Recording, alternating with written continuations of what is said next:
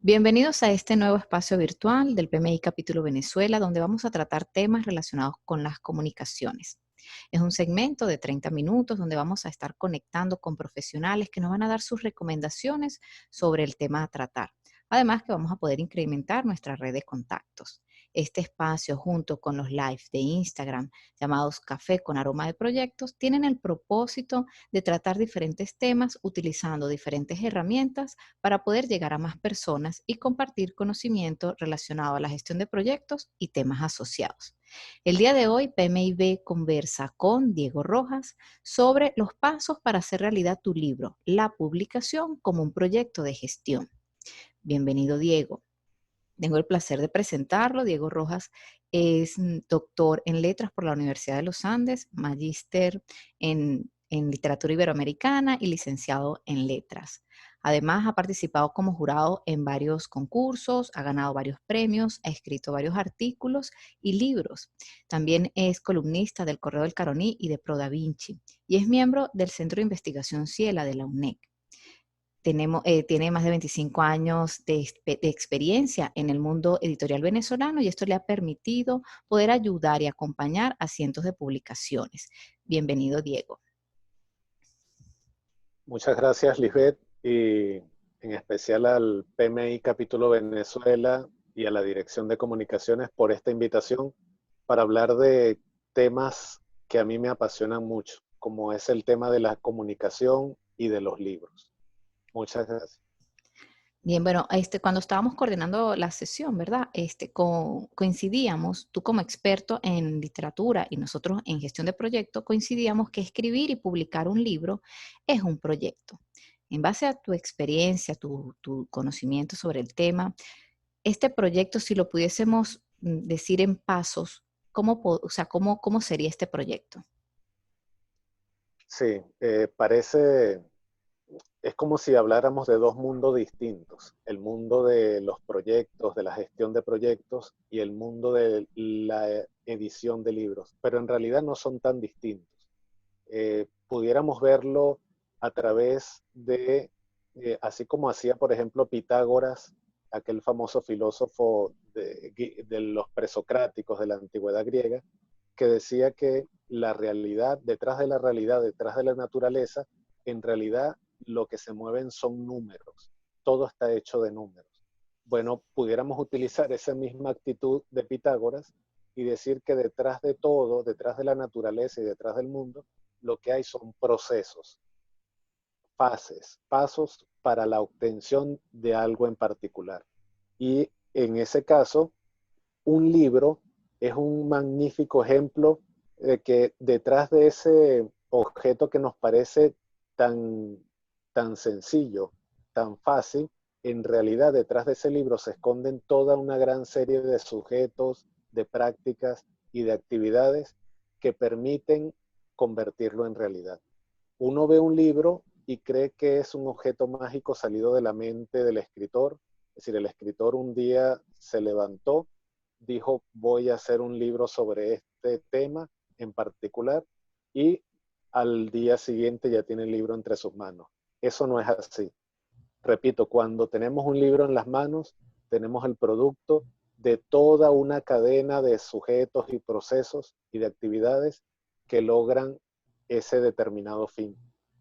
Es tan amplia esa cadena que pudiéramos dividirla en tres pasos o tres fases.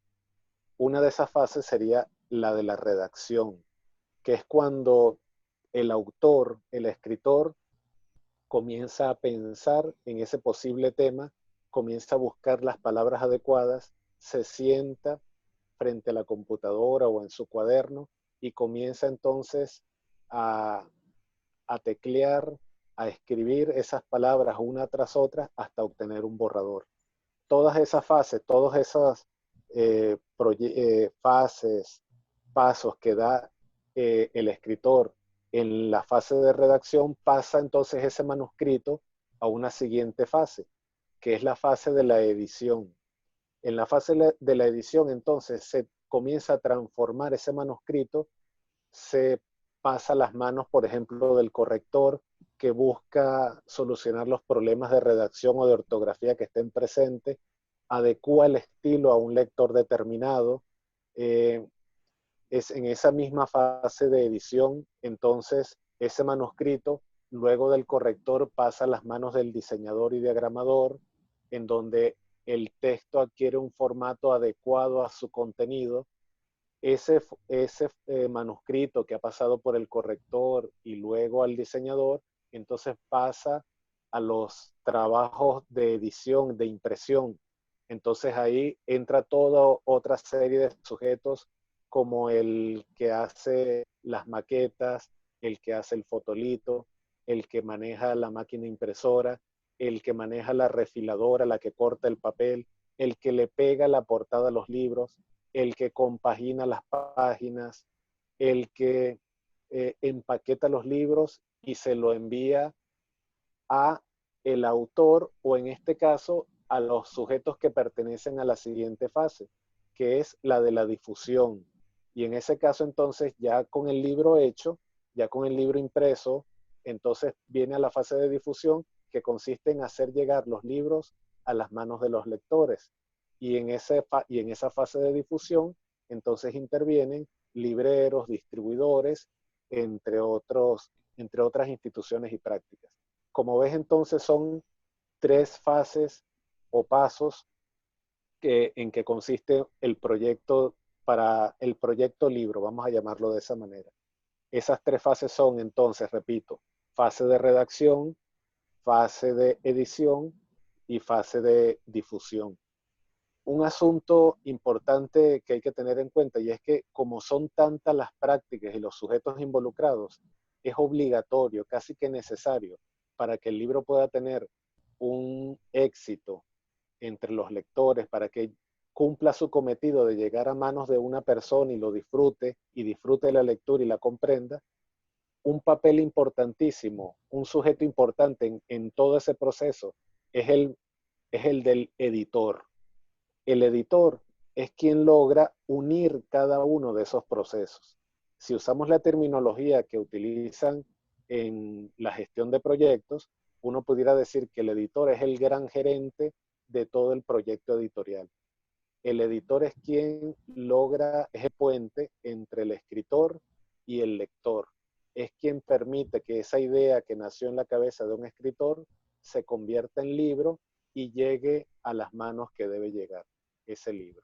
Oh, Ve que entonces todas esas fases, esas 3 que te dije, redacción, edición y difusión, están como hilvanadas, encadenadas entonces por ese sujeto principal que es el editor. Esas son las ok, fases. ok, gracias. Y en todas estas fases, ¿verdad? Todos estos procesos que se tienen que llevar a cabo, ¿cuáles serían los desafíos que nos enfrentamos al momento, bueno, ya sea de escribir o de cualquier de las siguientes fases que se realizan? Sí, son muchas las dificultades y los tropiezos. Y precisamente el editor es quien debe ser como aquel marinero que estaba en la punta del mástil, advirtiendo de algún peligro que pudiera venir, y que desde esa posición podía observar todo el ancho mar. Bueno, precisamente el editor es quien logra ver todo el proceso en sus grandes fases, en su totalidad, y entonces es capaz de permitir solucionar esos tropiezos que puedan surgir en cada una de esas fases o pasos. ¿Cuáles son los más comunes? Por ejemplo, en la fase de redacción, los tropiezos más comunes es que la persona que está interesada en hacer un libro, en escribirlo, se bloquea, no sabe cómo hacerlo, cuáles son las palabras adecuadas, cuál es la mejor manera de llevar al papel o a la pantalla de la computadora, cuál es la mejor manera, las mejores palabras para utilizar entonces un lenguaje que logre expresar las emociones y los sentimientos y la veracidad de lo que en realidad quiere decir el escritor. Eso, hay muchas técnicas para desbloquear al escritor. Después puedo comentártelas, ¿no? Pero otro de los tropiezos, me preguntas por los tropiezos más usuales en cada una de las fases. Te comenté que ese es el más habitual en la redacción, en la fase de redacción. En la fase de edición, los tropiezos más comunes es que siempre hay que buscar un corrector con experiencia, de calidad, que conozca las últimas observaciones hechas por la Real Academia de la Lengua Española, en el caso del español. Que conozca, un corrector que conozca el lector hacia cuál está dirigido el texto que está corrigiendo. Porque entonces no solamente el corrector se dedica a revisar problemas de ortografía y de redacción, sino que también puede sugerirle al escritor el uso de otras palabras o de otros lenguajes para que entonces lo que quiere decir logre llegar a esa persona. Lo mismo sucede con el diseñador o el diagramador o el ilustrador, es decir, que se ubican en esa fase de la edición. Esos sujetos, esas personas, deben estar siempre al tanto de cuál es el cliente final, para llamarlo también en la terminología que de los proyectos. utilizamos. Ok. Sí, cuál es el usuario final de ese libro? Porque entonces, no para cualquier tipo de contenido le viene bien cualquier tipo de formato de libro, ni cualquier tipo de fuente o tipo de letra utilizada, ni cualquier tipo de ilustración. Es decir, que eh, el editor en este caso tiene que estar muy pendiente de que hay una correspondencia entre todas las fases y que el mensaje elaborado sea el adecuado para el lector para el cual fue pensado.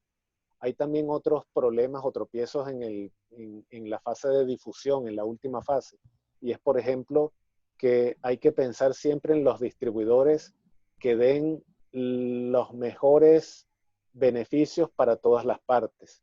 A veces algunas distribuidoras sobrepasan las ganancias para las librerías o los distribuidores y dejan muy pocos para los autores. Hay otras que sí respetan una equidad en las ganancias y ahí son mejores las ofertas.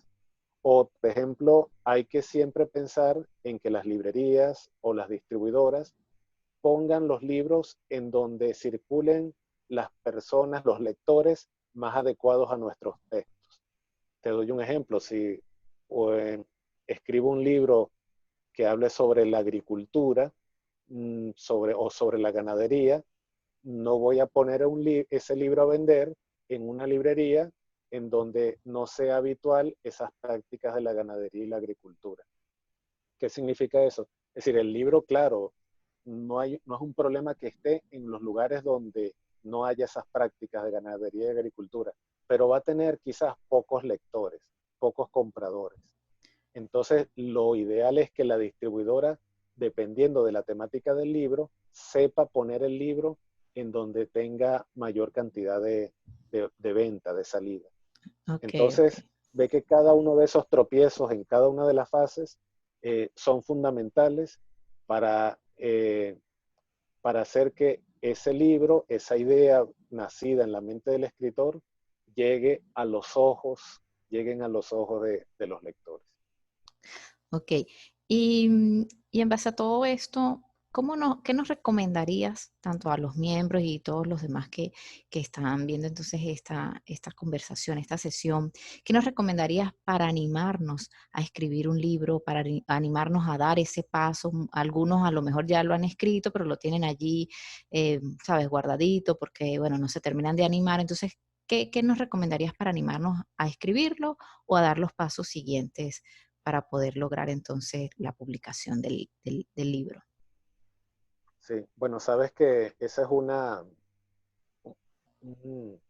actitud que gracias a Dios lo han hecho. Los grandes escritores de la literatura universal han tenido mm, esa, ese buen ánimo de confesar sus secretos y de dar consejos a los jóvenes escritores o a las personas que desean animarse a, a emborronar algunas páginas con historias. Han dado esos consejos para que puedan hacerlo de la mejor manera posible. Te puedo mencionar, por ejemplo, grandes escritores de la literatura universal que han dado consejos para escribir. Por ejemplo, está el ruso Anton Chekhov, por ejemplo, el dramaturgo, cuentista. Él tiene una serie de cartas de consejos para ver cuál es la mejor manera para escribir. Uno de sus consejos, por ejemplo, era no abundar en adjetivos, sino decir las cosas directamente tal cual como son, no adornarlas tanto. Otro escritor, cuentista como Horacio Quiroga, por ejemplo, el del famoso libro Cuentos de locura, amor y muerte, o Los cuentos de la selva, él tiene un texto llamado El Decálogo del buen cuentista. Da 10 consejos de cómo hacer, cómo convertirnos en buenos escritores. Ahí tiene consejos como, por ejemplo, de decir que selecciona un autor y conviértelo en un maestro a seguir. Pero en el segundo consejo dice, ese maestro a seguir, destrónalo lo más pronto posible, no le hagas caso. Una serie de consejos que, aunque parezcan contradictorios, tienen mucha razón de ser. Si tú tienes un maestro, un ídolo de tu escritura, quieres escribir como un autor, tienes un autor preferido y quieres imitarlo, pues terminarás siendo un imitador de ese escritor. Y esa no es la idea de la publicación y de la literatura y de los libros, sino que tienes que buscar tu propia voz en la redacción. Hay otros, Gabriel García Márquez, por ejemplo, también tiene libros en donde da consejos para, para la escritura. El más reciente que he leído habla y que da muy buenos consejos de escritura es de Stephen King, el muy conocido autor de novelas de terror, de historias de terror. Él tiene un libro que publicó un poco tiempo después de su accidente automovilístico, estuvo a punto de morir, y ahí en ese libro que él tituló Mientras escribo, que por cierto aquí lo tengo, puedo mostrártelo, en este Ok. libro, ahí él da valiosos consejos de la escritura. Puedo mencionarte algunos, por ejemplo, dice que uno debe escribir siempre para la papelera. Uno no debe pensar que lo primero que escribe siempre va a salir publicado. Uno escribe casi que todo lo que uno escribe, algo así como el 10% es lo que puede ver la luz. Eh, por eso es que ese consejo es básico. Uno escribe siempre pensando que es un borrador que probablemente va a ser desechado. Uno debe escribir constantemente, todos los días, porque es un trabajo en el cual de 100 páginas escritas, a lo mejor 2 o 3 o 5 de esas 100 valen la pena.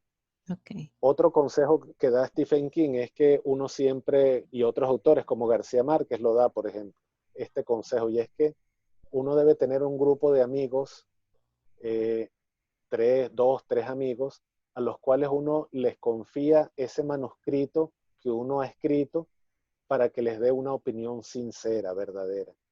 De esos amigos que no tienen ningún pudor en decir si nuestro libro no vale la pena y es malísimo, lo dicen sin ningún tipo de traba.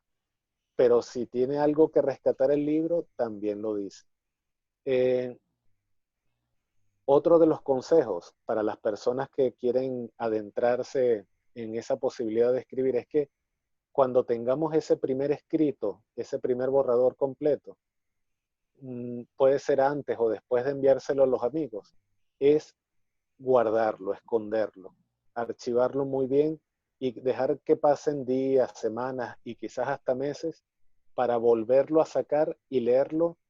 Y como ha pasado tanto tiempo desde que lo escribimos y hasta cuando lo volvemos a leer, entonces sentimos el texto como si lo hubiese hecho otra persona. Y así Ok. entonces de esa manera uno puede ver si puede ver las costuras, los errores y los aciertos. Y puede entonces eh, retrabajarlo con mayor conciencia. Ese es un consejo fundamental, el de dejar guardar los escritos. Entonces te he comentado, eh, hay uno, bueno, te comenté al comienzo lo del bloqueo del escritor. ¿Qué pasa cuando nos sentamos a escribir y nada se nos viene a la mente? No sabemos cómo comenzar la idea.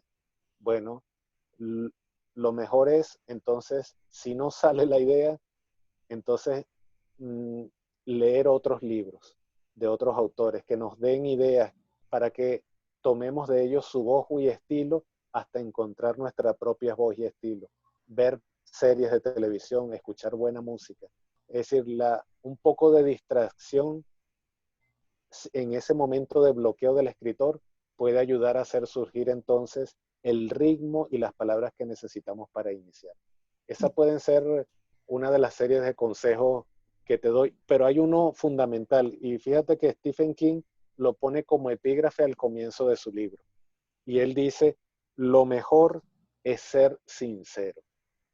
Ese es creo que el consejo fundamental para todo aquel que quiere escribir, ser sincero con lo que desea escribir. Eso Interesante. son algunos.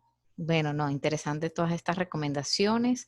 Y bueno, ya estamos llegando al final de esta conversa. Nos gustaría entonces que nos comentaras cuál es la importancia de los libros, en este caso, como medio de comunicación. Ya que estamos hablando, pues, dentro del tema tratar, aparte de que los libros son un proyecto, pero estamos también enfocándonos en lo que son las comunicaciones. Entonces, cómo los libros son fundamentales como medio de comunicación, ya sea en los proyectos, en nuestro día a día, en las sociedades en general. Sí, bueno, evidentemente los libros son uno de los grandes medios de comunicación que ha tenido la humanidad. ¿Y qué relación hay entre los libros, la comunicación y las comunidades y el desarrollo? Bueno, es una relación muy importante, muy estrecha. Y es que la comunicación, es decir, los libros, siempre ten presente que cuando hablo de comunicación, hablo de libros, entre otros medios, pero en particular el libro. Bueno, cuando hablo de comunicación, eh, hablo de una actividad humana que nos permite desarrollarnos tanto cognitiva como emocionalmente, individual y socialmente. ¿Qué significa todo esto? Vamos a poner algún ejemplo para entenderlo mejor. Fíjate que eso ya lo han demostrado mucho los terapistas del lenguaje, los especialistas en educación y en desarrollo, y ellos han dicho que cuando un ser humano nace y se le aísla, no se le permite la comunicación, el contacto con los otros, ese niño va a tener seguramente, en un 100% seguro, va a tener problemas emocionales y cognitivos. Es decir, no se va a desarrollar adecuadamente, porque la comunicación es un vehículo que permite el desarrollo individual en esos aspectos. Pero lo mismo sucede con el desarrollo social. Un país que no permite el contacto con los otros, un país en donde interrumpe la comunicación, en donde cada vez son menores las vías para el encuentro con el otro y los espacios para el encuentro con el otro, ese es un país que no tiene posibilidad de desarrollo ni social, ni cultural, ni político, ni económico. Eh, Eso lo podemos ver en los ejemplos de la historia universal. Mesopotamia, Egipto, Grecia, Roma. De este lado del mundo, por ejemplo, también los incas, los aztecas, entendían la importancia de la comunicación y por ello, por ejemplo, aquella famosa frase en el Imperio Romano que decía que todos los caminos conducen a Roma. Bueno, Roma se hizo imperio gracias a sus sistemas de comunicación, a sus caminos que permitían el traslado de mercancía, y no solo de mercancía, de personas y de ideas. Y el permitir el encuentro con el otro, eso hace entonces que lo que tú sabes lo compartes conmigo, lo que yo sé lo comparto contigo, y ahí surge un nuevo saber que es la suma de esas dos partes. Eso Eso lo han sabido siempre las naciones.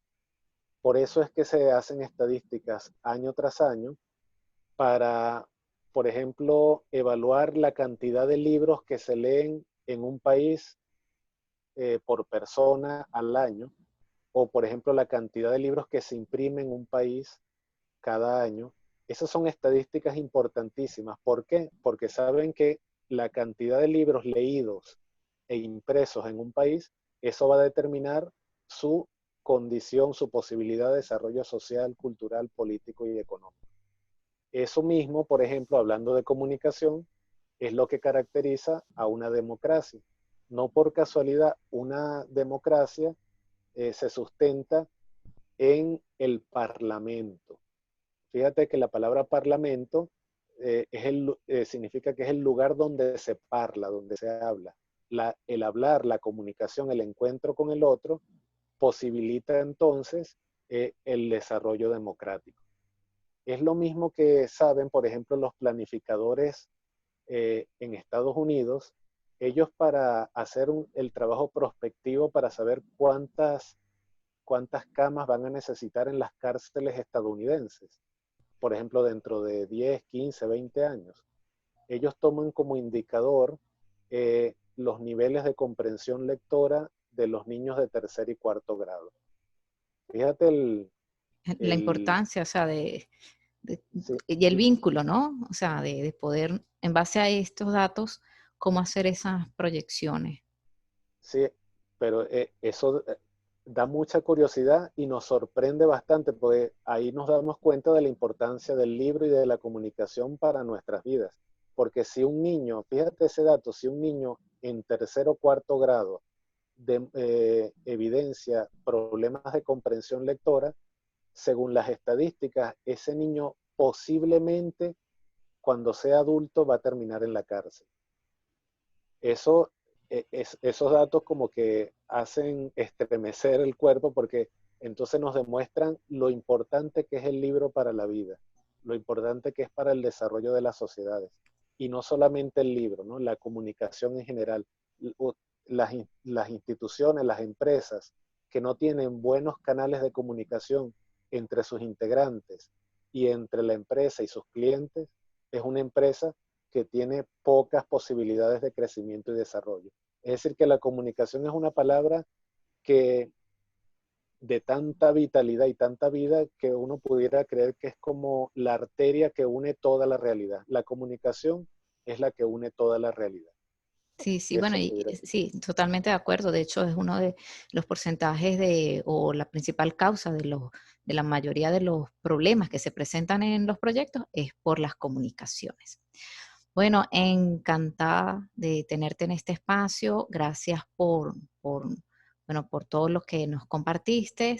Y bueno, quisiéramos entonces que compartieras tus redes de contacto en caso de que alguien esté interesado, pues justamente en recibir esa orientación para escribir el libro o los pasos que se tienen que hacer o incluso, bueno, editar y desarrollar todos estos procesos. ¿Te podemos conseguir por dónde? Sí, bueno, pueden ser por las vías de comunicación, cuenta de Twitter o Instagram. En las dos mi cuenta es Diego Rojas Ahmad. Rojas Ahmad son mis dos apellidos. Ahmad se escribe Ajmad. Diego Rojas Ahmad.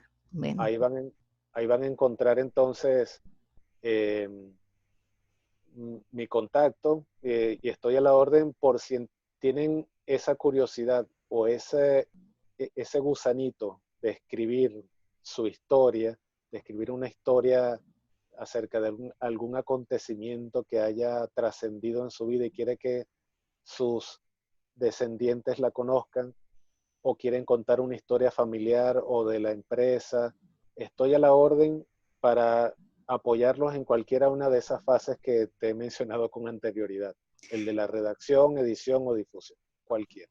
excelente. Bueno, muchas gracias, Diego. Fue todo un placer escucharte. Y, y bueno, nada, recordarles al resto de que, bueno, suceden cosas buenas cuando te involucras con PMI. Aquí tuvimos hoy el placer de conocer a Diego Rojas, un experto en el mundo editorial venezolano, y recordarles que estamos a la distancia de un clic muy cerca de ti. Gracias, Diego. Gracias a ti.